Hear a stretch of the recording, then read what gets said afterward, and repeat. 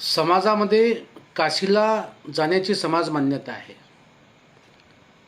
काशीला गेलं म्हणजे पुण्य प्राप्त होते आणि ती समाज मान्यता खरीसुद्धा आहे. परंतु संत तुकाराम महाराजांच्या मताप्रमाणे जर तुम्ही तुमच्या आईवडिलांची सेवा तुमच्या घरी केली तर तुम्ही काशीला गेल्याचं पुण्य प्राप्त करू शकता.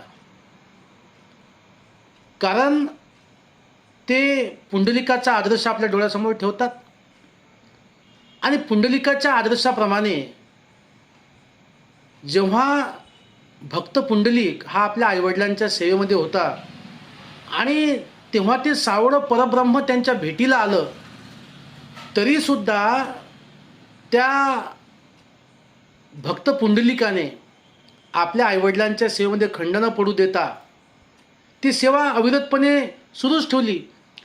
आणि भगवंताची भेट जेव्हा होते असं वाटलं तेव्हा त्या भगवंताला सांगितलं की ही वीट घ्या आणि या विटेवरती आपण उभं राहा. त्या सावळ्या परब्रह्माला विटेवरती उभं करण्याची ताकद त्या भक्त पुंडलिकामध्ये होती. आणि म्हणून जो कोणी आईवडिलाची सेवा करेल त्याला काशीला गेल्याचं पुण्य प्राप्त होईल असं तुकाराम महाराज सांगतात.